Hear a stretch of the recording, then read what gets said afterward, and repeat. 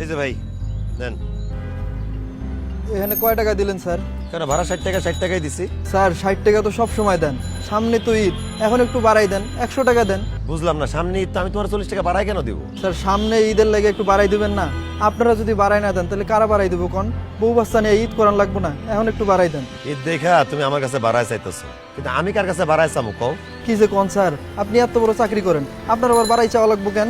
যত বড়ই চাকরি করি না কেন, খরচ ঈদের আগে যা ছিল ঈদের সময় খরচ আরো বাড়ছে, কিন্তু বেতন কিন্তু ঠিক আগের ওইটাই আছে, সাথে সামান্য কিছু বোনাস পাইছি।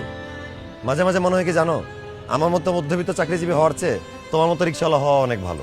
কি কোন স্যার, রিক্সাওয়ালার জীবন ভালো এটা আপনার কেন মনে হয়? দেখো, তুমি রিক্সাওয়ালা দেখা আমার কাছে টাকা বাড়ায় চাইতে পারতেছো, মনে সুখ দুঃখের কথা বলতে পারতেছো, কিন্তু আমরা যারা চাকরিজীবী আমরা কারো কাছে বাড়ায় চাইতে পারি না, মনে সুখ দুঃখের কথাও কাউকে বলতে পারি না।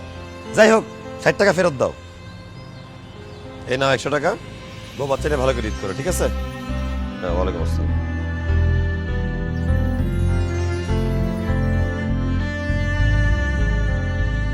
আসসালামু আলাইকুম স্যার।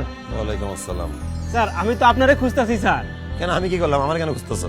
স্যার 2 দিন পরে ঈদ, বাড়িতে টাকা পয়সা পাঠানো লাগবে না, নতুন জামা কাপড় কিনতে হইব না? হ্যাঁ, 2 দিন পরে তুমি নতুন জামা কাপড় কিনো, বাড়িতে টাকা পয়সা পাঠাও, আমার কেন বলতেছো?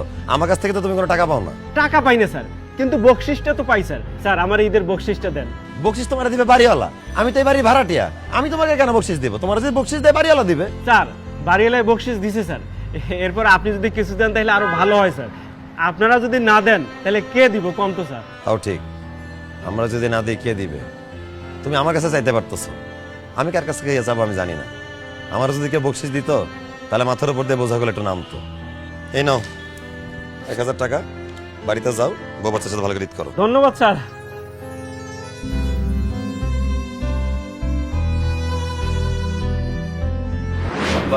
তুমি আমার কাছে 2 সেট পাঞ্জাবি বানাতে চাইছিলা, এই নাও তোমার জন্য 2 সেট পাঞ্জাবি। পায়জামা পাঞ্জাবি তুই সেট দিস ঠিক আছে, আমি কিন্তু আবার ওই দামি কাপড় তো নাইলে পড়তে পারি না। আব্বা এগুলো সস্তা না, অনেক দামি জামা কাপড়, ব্র্যান্ডেড, তুমি পরে অনেক আরাম পাবা।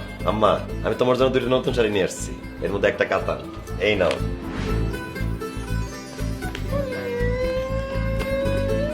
জানতেছো কেন? বাজান এত টাকা খরচ করে কাতান শাড়ি কিনতে গেলি কেন? মা, তোমার মনে নাই গত বছর আমি যখন বাড়িতে গেছিলাম তুমি বলছিলে কাতান শাড়ি পরা তোমার খুব শখ, এই জন্য তোমার জন্য কাতান শাড়ি নিয়ে আসলাম। বাজান তোর সেই কথা এখনো মনে আছে? ঠিক আছে বাজান, তাহলে ঈদের দিন আমি এই কাতান শাড়িটা পইরা আল্লাহর কাছে দোয়া করবো, হে আল্লাহ তুমি আমার ছেলেকে লাখ লাখ বছর বাঁচায় রাখো, ভালো রাখো, সুস্থ রাখো, আমিন। আব্বা, আম্মা, এনে বসে আছো কেন? চলো রুমে চলো। আব্বা বসে বসে, আপনি চলে যাবেন।